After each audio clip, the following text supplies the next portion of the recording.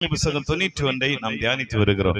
சங்கீதங்கள் புத்தகம் 91 அமை ஒன்றிலிருந்து சில வசனங்களை நாம் தியானித்து வருகிறோம்.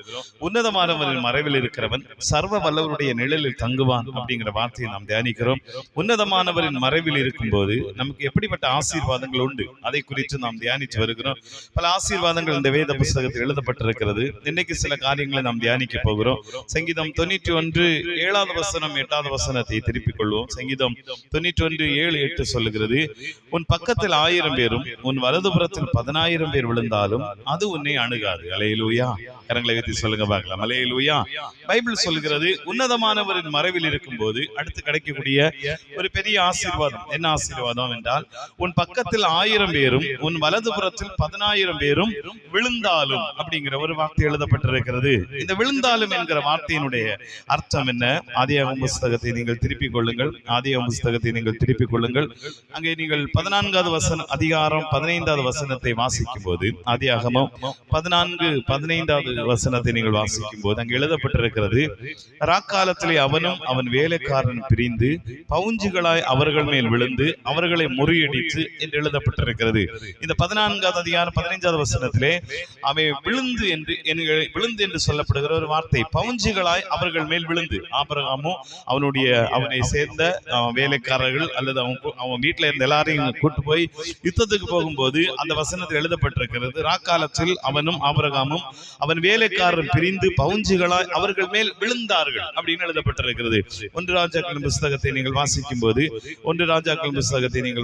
போது அதிலே 2வது அதிகாரம் 46வது வசனத்தை நீங்கள் வாசித்து பாருங்கள். அங்கு எழுதப்பட்டிருக்கிறது, ராஜா யோய்தாவின் குமாரனாகிய பெனாயாவுக்கு கட்டளை கொடுத்தான். அவன் வெளியே போய் அவன் மேல் விழுந்து அவனை கொன்று போட்டான் அப்படி என்று எழுதப்பட்டிருக்கிறது. இங்கேயும் அவன் மேல் விழுந்தான் அப்படிங்கிற ஒரு வார்த்தை எழுதப்பட்டிருக்கிறது. அங்கேயும் பவுஞ்சுகளாய் வந்து அவன் மேல் விழுந்தார்கள். அப்படியே சங்கீதம் 91 நீங்கள் வாசிக்கும் போது அங்கேயும் என்ன எழுதப்பட்டிருக்கிறது, உன் பக்கத்தில் 1000 பேரும் உன் பலது பக்கத்தில் 10,000 பேரும் விழுந்தாலும். அல்லேலூயா.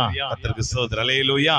இந்த விழுந்தாலும் என்கிற வார்த்தையினுடைய அர்த்தம் என்னன்னா, யுத்தம் பண்றதை குறித்து எழுதப்பட்டிருக்கிறது. அவர்களை தாக்குதல் அப்படிங்கிற வார்த்தை எழுதப்பட்டிருக்கிறது, அல்லது அவர்களுக்கு விரோதமாய் செயல்படுதல் என்கிற ஒரு வார்த்தை எழுதப்பட்டிருக்கிறது. சங்கீதக்காரன் சொல்லுகிறான், உன்னதமானவரின் மறைவில் இருக்கும்போது உங்க பக்கத்துல 1000 பேரும் உங்க வலதுபுறத்தில் 10,000 பேர் வந்தாலும் அது உன்னை அணுகாது. அல்லேலூயா. கைகளை வைத்து சொல்லுங்க. அல்லேலூயா. பைபிள் என்ன சொல்லுதுன்னா, அவர்கள் உங்க மேல விழுந்தாலும் அப்படின்னா உங்களுக்கு விரோதமா யுத்தம் செய்தாலும் அது உங்களை ஒண்ணும் பண்ணாது. அல்லேலூயா. ஸ்தோத்திரம். அல்லேலூயா. அடிக்கடி நம்ம தியானிக்கிற வசனம் தான் என்னன்னா, எதிரிகள் இல்ல அப்படிங்கிற ஒரு வார்த்தை வேதத்தில் எங்கேயுமே சொல்லப்படவில்லை. இந்த வேத புத்தகத்தில் அப்படித்தான் எழுதப்பட்டிருக்கிறது. யுத்தம் நமக்கு உண்டு என்றுதான் எழுதப்பட்டிருக்கு. உங்க பக்கத்துல 1000 பேர் விழுவார்கள், உங்க வலதுபுறத்தில் 10,000 பேர் விழுவார்கள். அப்படின்னா அவங்க எதிரிகள் வருவார்கள் என்று எழுதப்பட்டிருக்கிறது. சங்கீதக்காரன் சொல்லும் போது சொல்லுகிறான், காரணம் இல்லாமல் எனக்கு எதிரியானவர்கள் தலைமயிரிலும் அதிகமாய் இருக்கிறார்கள். அல்லேலூயா. அப்ப அதனுடைய அர்த்தம் என்ன தெரியுமா? தலைமயிர் முடி எண்ணவே முடியாது, அப்படிதானே? அதுதான் அதனுடைய அர்த்தம். எண்ண முடியாத அளவிற்கு எனக்கு எதிரிகள் வந்துகிட்டே இருக்காங்க. அல்லேலூயா. அப்ப உருவாக்கப்படுகிறார்கள், அப்ப அல்லது அவங்களே உருவாக்குகிறார்கள் காரணம் இல்லாமல். அப்ப அவருக்கு எதிரி உண்டு அப்படிங்கிறத வேதத்தில் எழுதப்பட்டிருக்கிறது. பேதுரு சொல்லும் போது கூட ஒரு வார்த்தையை சொல்றார். 1 பேதுரு புத்தகத்தை நீங்கள் வாசிக்கும் போது அதிலே ஆண்டவருடைய வசனம் சொல்லுது பாருங்க. 1 பேதுரு புத்தகம் 4வது அதிகாரம் 4வது வசனத்தை வாசிக்கும் போது அங்க ஒரு காரியம் எழுதப்பட்டிருக்கிறது. அந்த துன்மார்க்க உலையிலே அவர்களோடு கூட நீங்கள் விழாமல் இருக்கிறதுனால் அவர்கள் ஆச்சரியப்பட்டு உங்களை தூசிக்கிறார்கள் அப்படி என்று எழுதப்பட்டிருக்கிறது. பேதுரு என்ன சொல்றாருன்னா, நமக்கு எதிரானவர்கள் எழும்புகிறார்கள் அப்படின்னா அந்த துன்மார்க்க உலையிலே நீங்கள் அவர்களோடு கூட விழாமல் இருக்கிறதுனால் ஆச்சரியப்பட்டு, பல காரணங்கள் இருக்கும். அதுல ஒரு காரணம் என்ன காரணம்? பேதுரு சொல்லும் போது சொல்றாரு, நீங்க தப்பு செய்யாம நல்லவர்களா இருக்கிறதுனாலே பிரச்சனை. அல்லேலூயா. எங்களை வைத்து சொல்லுங்க பார்க்கலாம். அல்லேலூயா. தப்பு செய்கிறதுனால பிரச்சனை அப்படிங்கிறது இருக்கு. ஆனா இங்க வேதம் என்ன சொல்லுதுன்னா, நீங்க தவறே செய்யாமல் இருக்கிறதுனாலே பிரச்சனை. அல்லேலூயா. நல்லவர்களா இருந்து பாருங்க, 10 பேர் சண்டைக்கு வருவாங்க. அல்லேலூயா. நீங்க ஒரு சண்டைக்கு போறவங்களா இருந்தா உங்களை கண்டு பயப்படுவாங்க.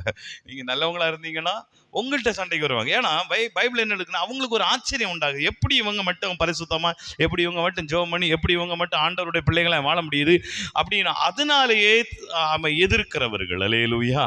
மறைவில் இருக்கிறவர்களுக்கு உரிய ஆசீர்வாதம். எதிரிகள் உண்டு, சத்துருவனுடைய கிரியைகள் உண்டு, போராட்டங்கள் உண்டு. ஆனா பைபிள் எழுதப்பட்டிருக்கிற துன்மார்க்கருடைய பிரச்சனைகள் கூட உண்டு. அடுத்த வசனத்தை நீங்கள் வாசிச்சு பாருங்க. உன் கண்களால் மாத்திரம் நீ அதை பார்த்து துன்மார்க்கருக்கு ஒரு பலனை காண்பாய். 8வது வசனத்தில் என்ன எழுதப்பட்டிருக்கு? உன் பக்கத்தில் 1000 பேரும் உன் வலதுபுறத்தில் 10,000 பேர் விழுந்தாலும் அது உன்னை அணுகாது. உன் கண்களால் மாத்திரம் அதை நீ பார்த்து துன்மார்க்கருக்கு ஒரு பலனை காண்பாய். அப்போ பிரச்சனை பண்றவங்க பைபிள் என்ன எழுதப்பட்டிருக்கு? துன்மார்க்கர் என்று எழுதப்பட்டிருக்கு. இவங்களுக்கு வரும் பலனி காண்பாய் என்று எழுதப்பட்டிருக்கிறது. அப்போ துன்மார்க்கருக்கு பிரச்சனை பண்ணுவார்கள், ஆனா துன்மார்க்கருக்கு ஒரு பலனும் உண்டு என்று எழுதப்பட்டிருக்கிறது. வேதத்தை நீங்கள் வாசித்து பாருங்கள். வேதத்தில் என்ன எழுதப்பட்டிருக்கிறது? துன்மார்க்கருடைய பலன். ஏசாயா புஸ்தகம் 48வது அதிகாரம், ஏசாயா புஸ்தகத்தை திருப்பிக் கொள்ளுங்க. அதில் எழுதப்பட்டிருக்கிறது 57வது அதிகாரம், அதில் 21வது வசனத்தை நீங்கள் வாசிக்கும் போது துன்மார்க்கருடைய பலன் அப்படிங்கிற ஒரு வார்த்தை எழுதப்பட்டிருக்கிறது. இங்க என்ன சொல்றாருன்னா, துன்மார்க்க ஒரு பலனை காண்பாய். அதில் என்ன எழுதப்பட்டிருக்கு? துன்மார்க்கனுக்கு சமாதானம் இல்லை என்று தேவன் சொல்லுகிறார். அல்லேலூயா, சோத்திரம், அல்லேலூயா. அப்போ நமக்கு விரோதமா எழும்புகிற அல்லது கர்த்தருடைய பிள்ளைகளுக்கு விரோதமா எழும்புகிற துன்மார்க்கர் பலன் பெறுவார்கள். என்ன பலன் வருமா? அவர்களுக்கு சமாதானமே இல்லை. 1 சாமுவேல் புஸ்தகத்தை நீங்கள் திருப்பிக் கொள்ளுங்கள். 1 சாமுவேல் புஸ்தகத்தை திருப்பிக் கொள்ளுங்கள். அதிலே 2வது அதிகாரம் 9வது வசனத்தை நீங்கள் வாசிக்கும் போது, 2வது அதிகாரம் 9வது வசனத்தில் எழுதப்பட்டிருக்கிறது, அவர் தமது பரிசுத்தவான்களின் பாதங்களை காப்பா, துன்மார்க்கர் இருளிலே மௌனமாவார்கள், பலத்தினால் ஒருவனும் மேற்கொள்ளுகிறதில்லை. இங்க என்ன எழுதப்பட்டிருக்குன்னா, துன்மார்க்கருக்கு வரக்கூடிய பலன், பூலோகத்திலே பலன் இருக்கான். என்ன பலன்? துன்மார்க்கர் இருளில் மௌனமாவார்கள், பலத்தினால் ஒருவனும் மேற்கொள்வதில்லை. அப்போ இருள் வருங்கிற போது, பிரச்சனை வரும்போது அவங்க சைலண்ட் ஆயிடுவாங்க. அல்லேலூயா. அவங்களால் செயல்பட முடியாது. அதான் எழுதப்பட்டிருக்கு, பலத்தினால் ஒருவனும் மேற்கொள்ள முடியாது. பலத்தை வச்சு யாரும் எதுவும் செய்ய முடியாது. என்ன எழுதப்பட்டிருக்குன்னா, அவங்க ஸ்டாப் ஆயிடுவாங்க. அப்படியே நீங்க சங்கீதம் 1 திருப்பிக் கொள்ளுங்கள். சங்கீதம் 1வது புஸ்தகத்தை நீங்கள் வாசிக்கும் போது அங்கே என்ன எழுதப்பட்டிருக்கிறது? 1வது புஸ்தகம் 4வது வசனத்தில் எழுதப்பட்டிருக்கிறது, துன்மார்க்கரோ அப்படி இராமல் காற்று பறக்கடிக்கும் பதரை போல் இருக்கிறார்கள் அப்படின்னு எழுதப்பட்டிருக்கு. 3வது வசனத்திலே கர்த்தருக்கு காத்திருக்கிறவர்கள் நீர்க்கால்கள் ஓரமாக இருப்பார்கள், தன் காலத்தில் தன் கனியை தருவார்கள், இலை உதிராதிருக்கிற மரத்தை போல் இருப்பார்கள், அவங்க செய்வதெல்லாம் வைக்கும். துன்மார்க்க அப்படி இருக்க மாட்டான். அல்லேலூயா. நேர ஆப்போசிட் என்று எழுதப்பட்டிருக்கு. அப்ப துன்மார்க்கரும் அப்படி இருக்க மாட்டாங்க. காலத்துல கனியை கொடுக்க மாட்டாங்க, இலையுதிராதிருக்கிற மரத்தை போல் இருக்க மாட்டாங்க, அவங்க செய்வது ஒன்றும் நடக்காது. ஆனா வேதத்தில் எழுதப்பட்டிருக்கிறது, காற்று பறக்கடிக்கும் பதரை போல் இருக்கிறார்கள். பதர் மாதிரி இருக்கிறாங்க. அப்படின்னா ஒரு பிரச்சனை வரும்போது அப்படியே பறந்து போயிடுவார்கள். அல்லேலூயா, சத்தமாய் சொல்லுங்க, அல்லேலூயா. ரொம்ப அநியாயம் செய்து, பாவம் செய்து, அநேகரை கொலை செய்து வேதனைப்படுத்துகிறவர்கள் திடீரென்று காணாமல் போய்விடுவார்கள். ஏன்னா அவங்களுடைய நிலம் அப்படித்தான் எழுதப்பட்டிருக்கு, காற்று பறக்கடிக்கும் பதரை போல் இருக்கிறார்கள். அப்படியே சங்கீதங்கள் புஸ்தகத்தை நீங்க திருப்புங்க. 9வது அதிகாரம் 17 எழுதப்பட்டிருக்கிறது, துன்மார்க்கரும் தேவனை மறக்கிற எல்லா ஜாதிகளும் நரகத்திலே தள்ளப்படுவார்கள். சங்கீதம் 9:17 சொல்லுது, துன்மார்க்கரும் தேவனை மறக்கிற எல்லா ஜாதிகளும் நரகத்தில் தள்ளப்படுவார்கள். அப்போ இவனுடைய முடிவும் ரொம்ப மோசமா இருக்கிறது. அல்லேலூயா. 1 சமாதானம் இருக்காது. 2வது அவங்க இருள் வரும்போது அவங்களால செயல்பட முடியாது. 3வது காற்று பறக்கடிக்கும் பதரை போல் இருக்கிறாங்க. 4வது பைபிள் என்ன சொல்லுதுன்னா, கடைசியில முடிவிலே அவர்களுக்கு ஒரு மீட்பு இல்லாம அவர்கள் நரகத்தில் தள்ளப்படுவார்கள். அதுதான் துன்மார்க்கருக்கு வரக்கூடிய பலன். அதை தான் சங்கீதம் 91 8வது வசனத்துல சொல்றாரு, உன் கண்களால் மாத்திரம் நீ அதை பார்த்து துன்மார்க்கருக்கு ஒரு பலனை காண்பாய். அல்லேலூயா. சத்தமாய் சொல்லுங்க பார்க்கலாம். அல்லேலூயா. 92 அதில் நீங்கள் வாசிச்சு பாருங்களேன். 11வது வசனம் சொல்லுது, என் சத்துருக்களுக்கு நேரிடுவது என் கண் காணும், எனக்கு விரோதமாக எழும்புகிற துன்மார்க்கருக்கு நேரிடுவது என் காது கேட்கும் அப்படின்னு எழுதப்பட்டு. அப்போ துன்மார்க்கத்துக்கு உலகத்தில் ஆசீர்வாதமே இல்லை. அதனால தான் ஆண்டவர் சொல்றாரு, உங்களுக்கு விரோதமாக எவ்வளவு பிரச்சனை வந்தாலும் நீங்கள் பயப்படாதீங்க, உங்களுக்கு விரோதமாக எவ்வளவு போராட்டம் வந்தாலும் பயப்படாதீங்க, ஒன்றும் உங்களை ஒன்றும் செய்யாது. அல்லேலூயா. யாரெல்லாம் நம்புறீங்க கைகளை உயர்த்தி சொல்லுங்க. அல்லேலூயா. ஒன்றும் உங்களை அணுகாது. அப்படின்னா அணுகாதுங்கிற வார்த்தையின் அர்த்தம் என்னன்னா, உங்களை தொடவே, ஏன்னா நீங்க இருக்கிற இடம் அப்படி. அல்லேலூயா. இல்லைன்னா தொடும். அதான் நீங்க பிரச்சனை. அதை புரிஞ்சுக்கணும். ஆண்டவருக்குள் இருக்கிறவங்களை யாரும் எதுவும் பண்ண முடியாது, ஆண்டவருக்குள் இல்லாதவங்களை யார் வேணாலும் எதுவும் பண்ணல. அல்லேலூயா. தேவ பிள்ளைகளுக்கு இப்போ சங்கீதக்காரனாகிய தாவீது கூட பல முறை மரணத்தின் பக்கத்துல போனேன்னு எழுதியிருக்கிறார். நம்ம படிக்கும்போது நமக்கு தெரியும், சவுல் பக்கத்துல வருவான், ஒரு அடி தூரம் தான் வருவான். திடீர்னு ஒரு சத்தத்தை கேட்டு சவுல் திரும்பி போயிடுவான். அல்லேலூயா. பக்கத்துல அவனை அரெஸ்ட் பண்ற மாதிரி, அவனை கொலை செய்கிற அளவுக்கு அல்லது அவனை கொன்று குவிக்கிற அளவுக்கு பக்கத்துல வந்து திடீர்னு ஒரு சம்பவம் வரும், ஏதாவது ஒண்ணு கேள்விப்பட்டு போயிடுவான், ஏதாவது ஒரு டிஸ்டர்ப் ஆயிரும். அப்ப அங்கதான் ஒரு மறைவு இருக்குன்ற அர்த்தம். அல்லேலூயா. அப்ப அவனால அவங்கள ஒண்ணுமே பண்ண முடியல. கடைசி வரைக்கும் ஆண்டவர் சவுலை தாவீதின் கையில கொடுத்தாரே தவிர தாவீதை சவுலின் கையில கொடுக்கல. அல்லேலூயா. கைகளை உயர்த்தி சொல்லுங்க அல்லேலூயா. ஆனா தாவீது அவனை கொல்லவும் இல்லை. கைகளை உயர்த்தி சொல்லுங்க பார்க்கலாம் அல்லேலூயா. இங்க என்ன சொல்றாருன்னா விட்டுட்டார். என்ன காரணம்? விட காரணம் ஒண்ணே ஒண்ணு, நான் தேவனுடைய மறைவில் இருக்கிறேன். கைகளை உயர்த்தி சொல்லுங்க பார்க்கலாம் அல்லேலூயா. அப்ப ஆண்டவர் என்ன சொல்றாருன்னா, நீங்க கடவுளுடைய மறைவில் இருக்கிறதுனால துன்மார்க்கத்தனமோ பைபிள் சொல்லுது 1000 10,000 வந்தாலும் ஒன்று உங்களை தொட முடியாது, டச் பண்ணாது. அதனால நீங்கள் தைரியமா இருங்கள். அடுத்த 2 வசனம் என்ன சொல்லுது? எனக்கு அடைக்கலமாய் இருக்கிற உன்னதமான கர்த்தரை உனக்கு தாபரமாய் கொண்டாய், ஆகையால் பொல்லாப்பு உனக்கு நேரிடாது, வாதை உன் கூடாரத்தை அணுகாது. கர்த்தருக்கு ஸ்தோத்திரம். அல்லேலூயா. அடுத்தது உன்னதமானவரின் மறைவில் இருக்கிறவர்களுக்கு கொடுக்கக்கூடிய பெரிய ஆசீர்வாதம். என்ன ஆசீர்வாதம்னா, எனக்கு அடைக்கலமாய் இருக்கிற உன்னதமான கர்த்தரை உனக்கு தாபரமாய். இந்த சங்கீதம் யார் எழுதுனான்னு தெரியாது, ஆனா இந்த சங்கீதத்தை எழுதுறவர் சொல்றாரு, எனக்கு அடைக்கலமாய் இருக்கிற கர்த்தரை நீ உனக்கு தாபரமாய். Price the Lord. அல்லேலூயா. தாபரம் அப்படிங்கிற வார்த்தைக்கு ஒரு ஆங்கிலத்தினுடைய சரியான மொழிபெயர்ப்பு ஒன்று என்ன சொல்லுதுன்னா, தங்கி இருக்கிற ஸ்தலம் என்று சொல்லப்பட்டிருக்கிறது. தாபரம் என்று சொன்னா தங்குகிற அல்லது குடி இருக்கிற, செட்டில் பண்ணுகிற. ஏசாயாவில் எழுதப்பட்டிருக்கு, அவர் உங்களை தாபரிக்க பண்ணுவார். அப்படின்னா அதனோட அர்த்தம் என்னன்னா, உங்களை செட்டில் பண்ணுவார் அல்லது நீங்க நிலையாய் ஒரு இடத்துல உட்கார்ந்து இருக்கிறது. இங்க சங்கீதக்காரர் என்ன சொல்றாருன்னா, கடவுளை உங்களுக்கு நிலையாய் கொண்டதுனால். அல்லேலூயா. அதோட அந்த வசனத்தை நீங்க எப்படி படிக்கலாம்? கர்த்தரை உனக்கு நிலையாய் கொண்டதுனால் அப்படின்னு எழுதப்பட்ட. அப்போ உங்க வீட்டுல கடவுள் எப்பவுமே இருப்பதனால், உங்களுக்கு எப்பவுமே அவர் மறைவா இருக்கிறதுனால். அடுத்த வசனத்துல முக்கியமான வசனம் சொல்லுது, பொல்லாப்பு உனக்கு நேரிடாது, வாதை உன் கூடாரத்தை. Praise the Lord. அல்லேலூயா. இப்ப அடுத்த அழகான வசனம் என்ன எழுதப்பட்டிருக்குன்னா, தீமை உங்களுக்கு வருவதில்லை, வாதை உங்கள் கூடாரத்தை தொடுவதில்லை. அல்லேலூயா.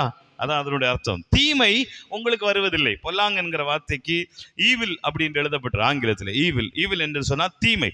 அப்ப தீமை உனக்கு நேரிடாது வராது, வாதை உன் கூடாரத்தை. Praise the Lord. அல்லேலூயா. சாத்தானும் வாதிகளும் பிரச்சனைகளும் அது பார்த்து தான் செய்யும். அல்லேலூயா. எல்லார்கிட்டையும் ஒன்றும் பண்ண முடியாது. ஏன்னா கடவுளுடைய பாதுகாப்பு அவர்களுக்குள் இருக்கிறது என்பதை நாம் உறுதிப்படுத்தி கொள்ளும் போது நம்ம எல்லாம் தொடும் என்று நம்ம நினைச்சிடக்கூடாது. அல்லேலூயா. எல்லாம் நம்மை தொட முடியாது. ஏன்னா பைபிள் அப்படிதான் சொல்லுது, பொல்லாப்பு உனக்கு நேரிடாது, வாதை உன் கூடாரத்தை அணுகாது. வாதை உங்க வீட்டுக்கு வராது. அதான் எழுதப்பட்டிருக்குது. சாத்தானுடைய செயல்கள் உங்க வீட்டுக்குள்ள வராது. ஏன்னா நீங்க உங்க வீட்டுல இயேசுவை வச்சிருக்கீங்க. அல்லேலூயா. சத்தமாய் கைகளை வைத்தி சொல்லுங்க அல்லேலூயா. இன்னும் சொல்லுங்க அல்லேலூயா. ஒரு பாஸ்டர் சொன்ன ஒரு கதையை கேட்டேன். அவர் நடந்த சம்பவம் அவருடைய சகோதரிக்கு ஒரு பெரிய பிசாசனுடைய போராட்டமா. ஒரு நாள் அவங்க வீட்டில் தங்கிட்டு இருக்கும்போது நைட்டு பயங்கரமா சத்தம் போடும்போது இவர் ஜெபம் பண்றாராம், ஏசு நாமத்தினா போன்னு சொல்லும்போது, நீ என்னை விரட்டாத, நான் ரொம்ப நாளைக்கு முன்னாடி வந்திருக்கேன் அப்படின்னு சொல்லிச்சான். அப்போ அவர் கேட்டார், ஏன் வந்த? அது இவளை கொல்லதுக்காகவே வந்தேன். ஸ்தோத்திரம். அல்லேலூயா. அப்போ அவர் திருப்பி கேட்டாரா, நீ ஏன் கொல்ல வந்த?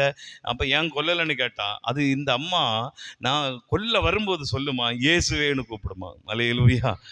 என்னால் இவளை கொல்லவே முடியல. ஸ்தோத்திரம். அல்லேலூயா. கரங்களை வைத்து சொல்லுங்க அல்லேலூயா. என்னால் இவளை டச் பண்ணவே முடியல, இவளை அழிக்கவே முடியல. காரணம், இயேசுவேன்னு கூப்பிட்டா அந்த நேரத்தில் திடீர்னு சத்தமா இயேசுவேன்னு கூப்பிடும்போது எனக்கு ஒரு நிலைமையை தாண்டி இவளை டச் பண்ணவே முடியல. அப்போ அந்த அம்மாவுக்கு ஏற்கனவே பிரச்சனை. ஆனா அந்த அம்மாவுடைய வாயில இயேசு அப்படின்னு சொல்லும்போது இயேசு காப்பாத்துறாரு. அல்லேலூயா. கைகளை வைத்து அல்லேலூயா. இப்ப பைபிள் என்ன சொல்லுது அப்படின்னா, இயேசு உங்க கூட இருப்பாருன்னா இது எப்படி உங்களுக்கு வரும்? கண்டிப்பா உங்க வீட்டுக்கு வராது. உங்க குடும்பத்துக்கு வராது. தீமைகளை சாத்தான் கொண்டு வருகிற தீமைகளை, இதெல்லாம் பிசாசுடைய கிரியை. பிசாசு கொண்டு வருகிற தீமை உங்க கூடாரத்தை அணுகாது. அதான் எழுதப்பட்டிருக்கு, பொல்லாப்பு உனக்கு நேரிடாத, வாதை உங்கள் கூடாரம். நீங்க தங்குகிற இடத்துல, நீங்க வாசம் பண்ணுகிற இடத்துல பிசாசு உள்ள வர முடியாது. யாரெல்லாம் நம்புறீங்க? நம்புறவங்க மாத்திரம் அல்லேலூயா. பைபிள் அப்படிதான் சொல்லுது. வசனத்தை நீங்க நம்புங்க, வேற யார் சொன்னாலும் நம்பாதீங்க. அல்லேலூயா. 1000 பேர் பயப்படுத்தும், அப்படி வந்துச்சு இப்படி வந்துச்சு, ஒன்றும் அது நீங்கள் சொல்லணும், இதுதான் எனக்கு இயேசு அப்படிதான் எழுதியிருக்கிறார், என் பைபிள் அப்படிதான் எழுதியிருக்கிறாரு. என் கூட இயேசு இருக்கிறார், என் குடும்பத்தில் இயேசு இருக்கிறார், என் வீட்டில் இயேசு இருக்கிறார். அப்படின்னா என் குடும்பத்தை வாதை என்கிறது தொடாது. அது உலகத்தில் எங்கேயும் போட்டோம், ஆனால் என் வீட்டுக்கு பிரைஸ் லார்ட், அல்லேலூயா. நம்ம எகிப்தில் அப்படித்தானே நினைச்சு, நம்ம எல்லாருக்கும் தெரியும். இஸ்ரவேல் வீட்டில் மட்டும் சங்கார தூதன் உள்ள வர முடியல. மற்ற வீடுகளுக்கெல்லாம் போய் முதற் பேரானவர்களை கொண்டு போட்டான். ஆனா பைபிள் சொல்லுது இஸ்ரவேல் வீட்டுல ரத்தம் இருந்ததுனால அவனுக்கு ரத்தத்தை பார்த்துட்டு போயிட்டே இருந்தான். இதான் ஆண்டவர் நம்ம கொடுக்கிற பெரிய அடையாளம். கர்த்தர் உங்க கூட இருக்கும்போது அடையாளம் உங்க வீட்டுல இருக்கு, அபிஷேகம் உங்க வீட்டுல இருக்கு, பிரசனம் உங்க வீட்டுல இருக்கு, கிருபை உங்க வீட்டுல இருக்கு. அந்த வாதைகளும் இந்த பிரசனத்தை கண்டு உள்ள வராது. அல்லேலூயா, சத்தமாய் சொல்லுங்க அல்லேலூயா. இருள் இருக்கிற இடத்துல இருள் இருக்கும், வெளிச்சம் இருக்கிற இடத்துல வெளிச்சம் மட்டும் தான் இருக்கும். அல்லேலூயா. வெளிச்சத்துக்கு இருளுக்கு சம்பந்தமே இல்லை. அதனால ஆண்டவர் சொல்றாரு, நீங்க ஆண்டவரை மறைவில வைத்து, ஆண்டவருடைய மறைவில நீங்கள் இருக்கிறதுனால ஒன்னே ஒன்று சொல்லுங்க. இந்த வசனத்துல 9வது வசனம் சொல்லுது, எனக்கு அடைக்கலமாய் இருக்கிற கர்த்தரை உனக்கு தாபரமாய் கொண்டாய். அப்போ ஆண்டவரை உங்க வீட்டுல வச்சுக்குங்க. ஆண்டவர் வாசம் பண்ணுகிற இடமாய் நீங்க மாறுங்க, உங்க வீடு மாறணும். அல்லேலூயா. தேவன் என் வீட்டில் தங்கணும், என் வீட்டில் வாசம் பண்ணணும், என் சபையில் தங்கணும், என் குடும்பத்தில் இருக்கணும். அப்படி இருக்கும்னா அடுத்த வசனத்தில் எழுதப்பட்டிருக்கு, எங்கேயும் தீமை வரும் ஆனால் உங்களுக்கு வராது, எங்கேயும் வாதம் வரும் உங்களுக்கு வராது. அல்லேலூயா. அதனால் ஆண்டவருடைய சமூகத்தில் நீங்கள் ஒப்பு கொடுங்க. ஆண்டவரே, உம்முடைய மறைவில் என்னை மறைச்சுக்கொள்ளும், உம்முடைய நிழலில் என்னை மறைச்சுக்கொள்ளும். அப்படிங்கும்போது கர்த்தர் உங்களை நடத்துவார். அவர் அப்படி எழுந்திருப்போம் ஜெபம் பண்ணும், அவர் அப்படி எழுந்திருப்போம் ஜெபம் பண்ணும். Thank you father. எல்லாரும் அப்படியே எழுந்திருப்போமா ஆண்டவருடைய சமூகத்தில். வேதம் சொல்லுது, உன் பக்கத்தில் 1000 பேரும் உன் வலதுபுறத்தில் 10,000 பேர் விழுந்தாலும் அது உன்னை அணுகாது. உங்களுக்கு விரோதமாக 1000 பிரச்சனை வரலாம். இந்த 1000 பேர் என்று சொல்லுவது 1000 பிரச்சனைகளை சமாளிக்கும், 1000 பிரச்சனைகளை குறிக்கிறது. 1000 பிரச்சனை, 10,000 பிரச்சனைகள் வந்தாலும் அல்லது 10,000 மனிதர்கள் வந்தாலும் அதையும் குறிக்கிறது. ஒன்றும் உங்களை ஒன்றும் செய்ய முடியாது. ஏன்னா வேதம் நமக்கு சொல்லுது, ஆண்டவருடைய மறைவில் நீங்கள் இருக்கிறீங்க. ஹல்லேலூயா. தேவனுடைய பெர்மிஷன் இல்லாமல் உங்களை எதுவும் பண்ண முடியாது. அதனால தான் சவுல் பக்கத்தில் வருகிறான், தாவீதுடைய பக்கத்தில் பல தடவை, ஒரு தடவை இல்லை பல தடவை அவனை கொல்றதுக்கு அவன் பல வழிகள். ஒரு செகண்ட்ல தான் அவன் தப்புகிறான், ஒரே ஒரு செகண்ட்ல. அதனால தான் சங்கீதக்காரன் சொல்லுகிறான், மரணத்துக்கும் எனக்கும் ஒரு அடி தான் இருக்கிறது, ஒரு அடி தூரம். ஒரு அடி தூரத்துல தான் கடவுள் காப்பாத்திட்டு இருக்கிறார். ஆனா அந்த ஒரு அடியிலையும் கர்த்தருடைய கரம் கூட இருக்கிறது. அல்லேலூயா, அல்லேலூயா. எல்லாரும் ஜெபம் பண்ணுங்க. அதுல கர்த்தருடைய காலடியும் கூட இருக்கிறது. உங்களுக்கு பிரச்சனைக்கு உங்களுக்கு ஒரு அடியா, அந்த இடத்துல கர்த்தருடைய காலடி இருக்கிறது. ஹல்லேலூயா. அதனால அதை தாண்டி தான் சத்துரு உங்களை தொட முடியும். தேவனுடைய கரம் தாண்டி சத்துரு உங்களை தொட முடியாது. ஹல்லேலூயா. தேவனுடைய கரம் உங்க கூட இருக்கிறது, தேவனுடைய கிருபை உங்க கூட இருக்கிறது. ஏன்னா நீங்க இருக்கிறது உன்னதமானவரின் மறைவில். நீங்க சாதாரண இடத்தில் அல்ல, நீங்க சாதாரண இடத்தில் அல்ல, நீங்க சாதாரணமானவர்களும் அல்ல. நீங்க உங்களை அறிந்து கொள்ளுங்கள், நீங்கள் சாதாரணமானவர்கள் அல்ல. நான் யார் அப்படிங்கன்னா, நான் தேவனுடைய பிள்ளை, தேவனுடைய மறைவில் இருக்கிறவன். என்னை சுற்றி வெளிச்சம் இருக்கிறது, என்னை சுற்றி கிருபை இருக்கிறது, என்னை சுற்றி மகிமை இருக்கிறது. அதனால என்னை எதுவும் தொடுவதில்லை. அதுதான் ஆண்டவருடைய சொல்ல, அணுகாது. நீங்க விசுவாசத்தை தட்டி எழுப்புங்க. என்னை எதுவும் தொடாது. என் கண்களால் மாத்திரம் நான் அதை பார்ப்பேன். கண்களால் நான் அதை பார்ப்பேன். துன்மார்க்கருக்கு வரும் பலனையும் காண்பேன். அப்படின்னு என் பிரச்சனை என்ன ஆகிறது என்பதை நான் பார்ப்பேன். என் பிரச்சனை ஒன்றும் என்ன செய்யாது என்பதை நான் பார்ப்பேன். ஹல்லேலூயா. இதான் சங்கீதக்காரன் சொல்லுகிறான். பிரச்சனை என்ன எப்படி போகுதுன்னு நான் பார்ப்பேன். பிரச்சனை என்ன ஒன்றும் பண்ண முடியலை என்பதையும் நான் காண்பேன். ஏன்னா